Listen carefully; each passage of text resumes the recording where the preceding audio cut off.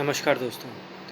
दोस्तों मेरा नाम नितिन शर्मा है और I am a retail professional और विगत काफ़ी वर्षों से मैं इस फील्ड में हूँ।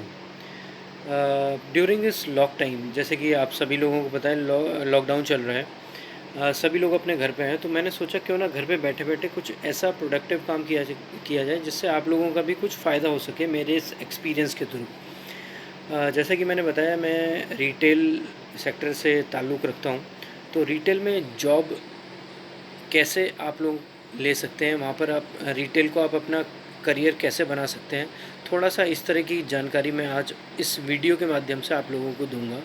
साथ ही साथ मैं ये भी बताऊँगा कि रिटेल में अगर आप जा रहे हैं और आप कोई इंटरव्यू फेस कर रहे हैं वहाँ पर, तो आपको उस इंटरव्यू में किन-किन चीज़ों का ध्यान रखना चाहिए, ये चीज़ मैं इस वीडियो के माध्यम से कवर करूँगा।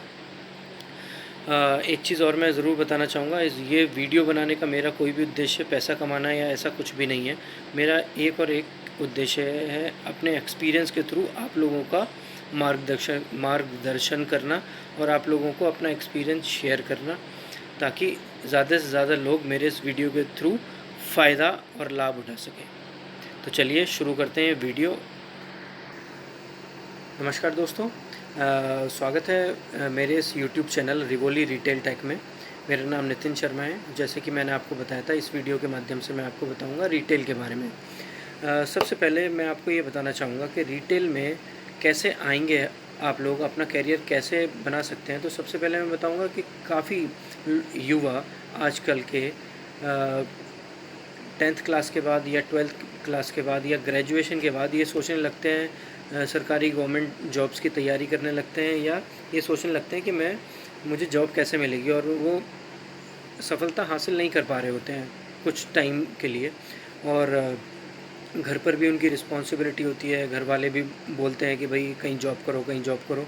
तो उस टाइम वो ये सोच रहे होते हैं कि कहाँ जॉब करूँ, कहाँ जॉब करूँ। तो मैं ये वीडियो के माध्यम से आपको बताना चाहूँगा कि रिटेल सेक्टर एक ऐसा सेक्टर है जहाँ पर अगर आप थोड़ा सा टैलेंट अगर आपके पास है और आप थोड़ा-सा प्रिपेयर होके जाएँगे, तो डेफ़िनेटली आपको सफलता मिलेगी, आपको सक्सेस मिलेगी और एक इंटरव्यू क्रैक करके आप अपना इस एज़ अ रिटेल करियर आप इसको ऑप्ट कर सकते हैं। तो सबसे पहले मैं शुरू करता हूँ। आप लोगों को थोड़ा-सा इंट्रोडक्शन दूँगा कि रिटेल होता क्या है। आप सभी लोग जहाँ तक है जानते होंगे कि रिटेल एक फुटकर व्यापार है। फुटकर व्यापार बोले तो जैसे कि जब कोई एक एक थोड़ा-सा बता ही देता हूँ मैं। एक जैसे कोई प्रोडक्शन हाउस है, वो प्रोडक्शन करता है, कोई भी माल मैन्युफैक्चरिंग करता है, तो वो मैन्युफैक्चरर हो गया। मैन्युफैक्चरर के नीचे फिर आता है होलसेलर। होलसेलर उस प्रोडक्शन हाउस से या उस मैन्युफैक्चरर से एक लार्ज क्वांटिटी में सामान लेता है और वो होलसेल में उससे लेके फिर रिटेलर्स को बेचता है। रिटेलर्स कौन होते हैं? जो कि उस माल को फुटकर के द्वारा या 1-2 पीस थोड़े-थोड़े पीसेस करके एंड कस्टमर को बेचते हैं। एंड कस्टमर यानी कि रिटेल क्या हुआ? रिटेलर वो हुआ जो कि एंड यूज़र्स को अपना सामान बेचते हैं, यानी कि वो उन लोगों को सामान बेचते हैं जो कि उस सामान का खुद उपभोग करेंगे, उपयोग करेंगे। तो आप समझ गए होंगे रिटेल।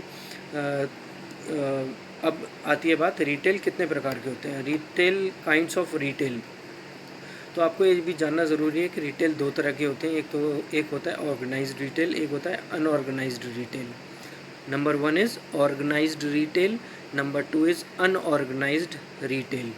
ऑर्गेनाइज्ड रिटेल कौन से होते हैं? ऑर्गेनाइज्ड रिटेल वो रिटेल है जो कि एक प्रोसेस ड्रिवन कंपनीज़ होती हैं और प्रोसेस के थ्रू कुछ रूल्स एंड रेगुलेशंस होते हैं, उनको फॉलो करते हुए वो अपना बिज़नेस रन करते हैं। जैसे कि उन कंपनीज़ का अगर मैं नाम बताऊं तो वो हैं शॉपर स्टॉप हुआ, पेंटलून्स हुआ, रिलायंस हुआ, मैक्स हुआ, और भी बहुत सारी ऐसी कंपनीज़ हैं जो कि आपने देखे होंगे मॉल्स में ज़्यादातर इनके आउटलेट्स होते हैं। शॉपिंग मॉल्स में आपके घर के आसपास किसी भी मेट्रोपॉलिटन सिटीज़ में जो शॉपिंग मॉल्स होते हैं, अब तो छोटे-छोटे सिटीज़ में भी शॉपिंग मॉल्स आ चुके हैं, वहाँ पर आप इन कंपनीज़ को देख सकते हैं। सेकंड आता है अनऑर्गेनाइज्ड रिटेल। अनऑर्गेनाइज्ड रिटेल वो है जो कि एक लोकल, जैसे कि लोकल किराना शॉप और लोकल शॉप्स जो होती हैं, जो आप अपने नियर बाई मार्केट्स में जो शॉप्स देखते हैं, वो अनऑर्गेनाइज्ड रिटेल है। हम उनको अनऑर्गेनाइज्ड रिटेल की कैटेगरी में इसलिए रखते हैं क्योंकि वो एक प्रॉपर प्रोसेस के थ्रू ड्रिवन नहीं होती हैं, वो अपने हिसाब से लोग उनको चलाते हैं। जैसे कि अगर मेरी एक शॉप है, साथ में मेरे घर के नीचे एक शॉप है और मैंने खोल रखी है, और मैं अपने हिसाब से चलाऊँगा ना अपनी शॉप, तो वो ऑर्गेनाइज्ड रिटेल नहीं हुआ, वो अनऑर्गेनाइज्ड रिटेल हुआ। तो अब आप समझ गए होंगे रिटेल दो प्रकार के होते हैं, एक होता है organized retail, second is unorganized retail. चलिए चलते हैं अब नेक्स्ट स्टेप की तरफ। अगर आपको कहीं से अपॉर्चुनिटी आती है या आप किसी शॉपिंग मॉल में जाते हैं और आपको पता लगता है कि कहीं पर रिक्वायरमेंट चल रही है सेल्स एसोसिएट्स के लिए, तो आप घबराएं नहीं, तुरंत वहाँ जानकारी हासिल करें कि वो इंटरव्यू कब होगा। उस इंटरव्यू के लिए आपको पहले से प्रिपरेशन करनी होगी। ऐसा नहीं है कि आप बस ऐसे ही गए हैं वहाँ पर बिना किसी प्रिपरेशन के, आप गए और अपना रिज्यूम दिया वहाँ पर और इंटरव्यू दे के आ गए। अगर आप लकी हैं तो मे भी हो भी जाए आपका, लेकिन ज़्यादातर ऐसा नहीं होता है। अगर आपकी प्रिपरेशन नहीं है और आप वहाँ पे जाके जब कुछ बोलेंगे नहीं, तो कोई भी ऐसा नहीं होता कि आपको ऐसे ही रख लेगा बस काम पर। तो थोड़ी सी अगर आप प्रिपरेशन करेंगे तो आई एम श्योर आप अपना करियर इस रिटेल सेक्टर में अच्छा बना पाएंगे और आगे भी बढ़ पाएंगे। तो अगर आपको पता लग गया कि इंटरव्यू चल रहे हैं वहाँ पर, तो आप वहाँ पर एक कुछ स्टेप्स हैं वो फॉलो करिए। कुछ इंटरव्यू टेक्निक्स हैं जो कि मैं आपको आज बता दूंगा, आप प्लीज़ उनको नोट डाउन कर लीजिएगा। सबसे पहली टेक्निक आती है इंटरव्यू के लिए। इंटरव्यू देने के लिए आप इंटरव्यू देने जाते हैं तो आपको ये ध्यान रखना है कि आप हमेशा फॉर्मल्स में जाएं। फॉर्मल्स नहीं भी हैं तो कम से कम आपका जो लुक है वो डिसेंट होना चाहिए। डिसेंट लुक में आप वहाँ पे जाएंगे तो एक अच्छा इंप्रेशन आप इंटरव्यूअर के सामने डाल पाएंगे। Number 2 is greeting. जब आप इंटरव्यू केबिन के अंदर गए, सामने जो भी आपका इंटरव्यू लेने के लिए बैठे हुए हैं, आप उनको ग्रीट ज़रूर करिए। ग्रीट मतलब कि आपको उनको नमस्ते करना है, good afternoon, good evening, what ever the time is. Number 3 your confidence level. आपका कॉन्फिडेंस लेवल, जब भी वो प्रश्न पूछ रहे हैं आपसे, आपका कॉन्फिडेंस लेवल लूज़ ना हो, ऐसा कोशिश ज़रूर करिएगा। और ऐसा तभी होता है जब आप पहले से प्रैक्टिस करके जाएंगे, तब आप अपना कॉन्फिडेंस वहाँ पर शो कर पाएंगे। अगर आप किसी प्रश्न में अटक भी जाते हैं तो इसमें चिंता की कोई बात नहीं है। ज़रूरी नहीं है आपको सब क्वेश्चंस का आंसर पता ही हो।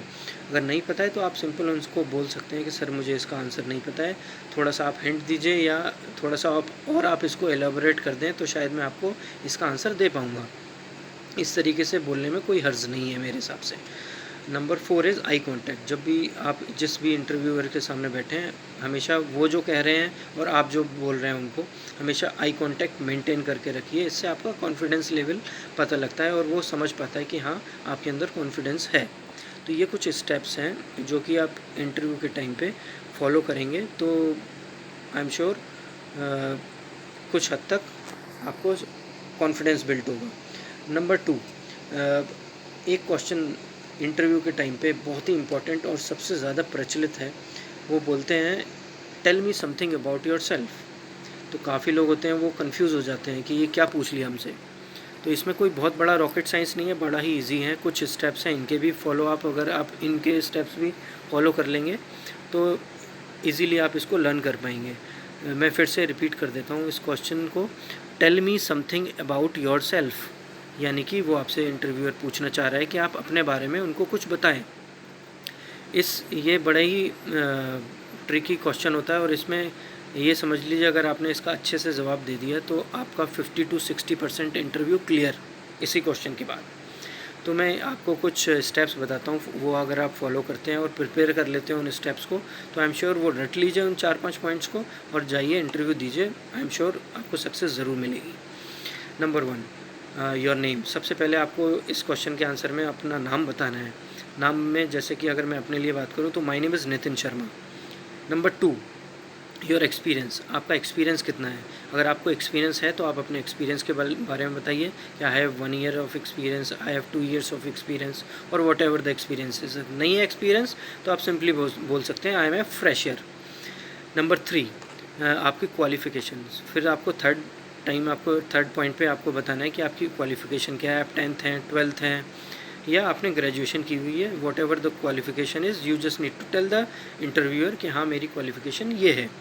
नंबर 4 पे आप आता है आपको इंट्रोडक्शन देना है अपनी फैमिली के बारे में। अपनी फैमिली के बारे में बताइए। फैमिली में आपको सबसे पहले बोलना है आपके फादर का नेम और उनका क्या करते हैं। फिर मदर क्या करती हैं आपकी, अगर आप मैरिड हैं तो आप वो बताइए आप मैरिड हैं, और आपके स्पाउस क्या करते हैं, और आपके अगर किड्स हैं तो आप उनके बारे में बता सकते हैं। फिर लास्ट पॉइंट बड़ा इम्पोर्टेंट है, ये भी ये होता है आपका हॉबीज़। आप अपनी हॉबीज़ बताइए, जैसे कि आपको अगर क्रिकेट खेलना अच्छा लगता है तो आप क्रिकेट बताइए, आपको कोई और आपकी हॉबी है वो बता सकते हैं, जैसे फ़ोटोग्राफी, गार्डनिंग, और whatever the your hobbies is, तो आप वो बता सकते हैं। और लास्ट में आप बोलिए थैंक यू।